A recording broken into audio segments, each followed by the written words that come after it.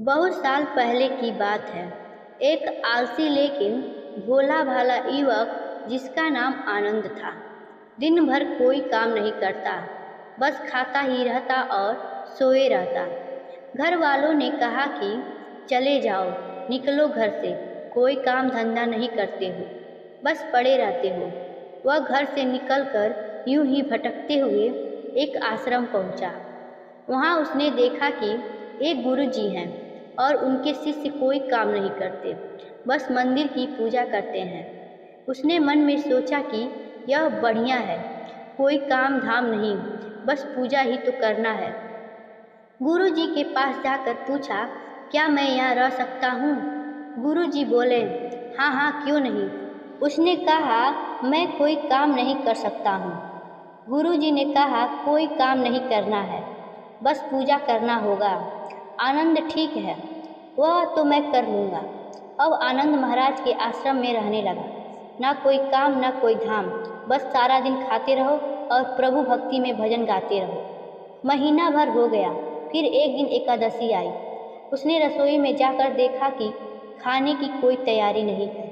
उसने गुरुजी से पूछा कि आज खाना नहीं बनेगा क्या? गुरुजी ने कहा, नहीं, आज तो एकादशी है, तुम्हारा भी उपवास है। उसने कहा, नहीं, अगर हमने उपवास कर लिया तो कल का दिन भी नहीं देख पाएंगे। हम तो उपवास नहीं कर सकते, हमें तो भूख लगती है। आपने पहले क्यों नहीं बताया? गुरुजी ने कहा, ठीक है, तुम ना करो उपवास, पर खाना भी तुम्हारे लिए कोई और नहीं बनाएगा, तुम खुद बना लो। मरता क्या न करता। गया रसोई में। गुरुजी फिर आए। देखो, अगर तुम खाना बना रहे हो तो राम जी को भोग जरूर लगा लेना और नदी के उस पार जाकर बना लो रसोई। ठीक है। लकड़ी, आटा, तेल, घी, सब्जी लेकर आनंद महाराज चले गए। जैसे तैसे खाना भी बनाया। खाने लगा तो याद आया कि गुरुजी ने कहा था कि राम जी को भोग लगाना है। लगा भजन गाने, आओ मेरे राम जी, भोग लगाओ जी, प्रभु राम आइए, श्री राम आइए, मेरे भोजन का भोग लगाइए। कोई न आया तो वह बेचैन हो गया कि यहाँ तो भूख लग रही है और राम जी आ नहीं रहे हैं। भोला मानस जानता नहीं था कि प्रभु साक्षात तो आएंगे नहीं, पर गुरु जी की बात मानना जरूरी है। फिर उसने कहा, देखो प्रभु राम जी, मैं समझ गया कि आप क्यों नहीं आ रहे हैं। मैंने रूखा सूखा बनाया है और आपको तरमाल खाने की आदत है, इसलिए नहीं आ रहे हैं। तो सुनो प्रभु, आज वहाँ भी कुछ नहीं बना है, सबने एकादशी व्रत रखा है, खाना हो तो यह भोग ही खा लो। श्री राम अपने भक्त की सरलता पर बड़े मुस्कुराए और माता सीता के साथ प्रकट हो गए। भक्त असमंजस में था। गुरुजी ने तो कहा था कि राम जी आएंगे, पर यहाँ तो माता सीता भी आई हैं और मैंने तो भोजन बस 2 लोगों का बनाया है। चलो कोई बात नहीं, आज इन्हें ही खिला देता हूँ। बोला, प्रभु मैं भूखा रह गया, लेकिन मुझे आप दोनों को देखकर बड़ा अच्छा लग रहा है। लेकिन अगली एकादशी पर ऐसा न करना, पहले बता देना कि कितने जन आ रहे हो, और हाँ, थोड़ा जल्दी आ जाना। राम जी उसकी बात पर बड़े मुंदित हुए, प्रसाद ग्रहण कर चले गए। अगली एकादशी तक यह भोला मानस सब भूल गया। उसे लगा कि प्रभु ऐसे ही आते होंगे और प्रसाद ग्रहण करते होंगे। फिर एकादशी आई।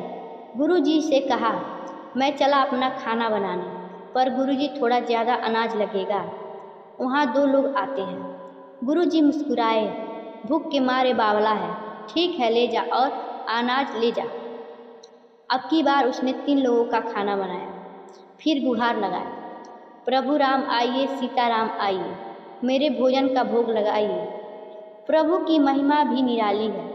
भक्त के साथ कौतूहल करने में उन्हें बड़ा मजा आता है। इस बार वे अपने भाई लक्ष्मण, भरत और शत्रुघ्न को लेकर आ गए। भक्त को चक्कर आ गया। यह क्या हुआ, एक का भोजन बनाया तो 2 आए, 2 का बनाया तो पूरा खानदान आ गया। लगता है आज भी भूखा ही रहना पड़ेगा। सबको भोजन लगाया और बैठे बैठे देखता रहा। अनजाने ही उसकी भी एकादशी हो गई। फिर अगली एकादशी आने से पहले गुरुजी से कहा, गुरुजी, ये आपके प्रभु श्री राम जी अकेले क्यों नहीं आते? हर बार कितने सारे लोग ले आते हैं। इस बार अनाज ज़्यादा देना। गुरुजी को लगा कहीं यह अनाज बेचता तो नहीं है, देखना पड़ेगा जाकर।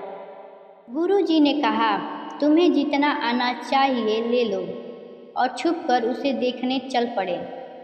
इस बार आनंद ने सोचा, खाना पहले नहीं बनाऊंगा, पता नहीं कितने लोग आ जाएं। पहले बुला लेता हूँ, फिर बनाता हूँ। फिर टेर लगाई, प्रभु राम आइए, श्री राम आइए, मेरे भोजन का भोग लगाइए। सारा राम दरबार मौजूद। इस बार तो हनुमान जी भी साथ आए, लेकिन यह क्या, प्रसाद तो तैयार ही नहीं है। भक्त ठहरा भोला भाला, बोला, प्रभु इस बार मैंने खाना नहीं बनाया। प्रभु ने पूछा, क्यों? बोला, मुझे मिलता तो है नहीं, फिर क्या फ़ायदा बनाने का, आप ही बना लो और खुद ही खा लो। श्री राम जी मुस्कुराए, सीता माता भी गदगद हो गई उसके मासूम जवाब से। लक्ष्मण जी बोले, क्या करे प्रभु? प्रभु बोले, भक्त की इच्छा है, पूरा तो करना ही पड़ेगा, चलो लग जाओ काम से। लक्ष्मण जी ने लकड़ी उठाई, माता सीता आटा सानने लगी।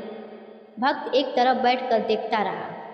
माता सीता रसोई बना रही थी तो कई ऋषि मुनि व यक्ष गंधर्व प्रसाद लेने आने लगे।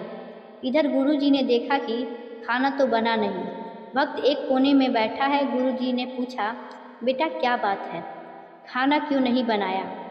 वह बोला, अच्छा किया गुरुजी आप आ गए, देखिए कितने लोग आते हैं प्रभु के साथ। गुरुजी बोले, मुझे तो कुछ नहीं दिख रहा तुम्हारे और अनाज के सिवा। भक्त ने माथा पकड़ लिया, एक तो इतनी मेहनत करवाते हैं प्रभु, भूखा भी रखते हैं और ऊपर से गुरुजी को दिख भी नहीं रहे, यह और बड़ी मुसीबत है। प्रभु से कहा, आप गुरुजी को क्यों नहीं दिख रहे हैं? प्रभु बोले, मैं उन्हें नहीं दिख सकता। आनंद बोला, क्यों? वे तो बड़े पंडित हैं, ज्ञानी हैं, विद्वान हैं, उन्हें तो बहुत कुछ आता है, उनको क्यों नहीं दिखते आप? प्रभु बोले, माना कि उनको सब आता है, पर वे सरल नहीं है तुम्हारी तरह, इसलिए उनको नहीं दिख सकता। आनंद ने गुरुजी से कहा, गुरुजी प्रभु कह रहे हैं कि आप सरल नहीं हैं, इसलिए आपको नहीं दिखेंगे। गुरुजी रोने और कहने लगे कि वाकई मैं सब कुछ पाया, पर सरलता नहीं पा सका तुम्हारी तरह, और प्रभु तो मन की सरलता से ही मिलते हैं।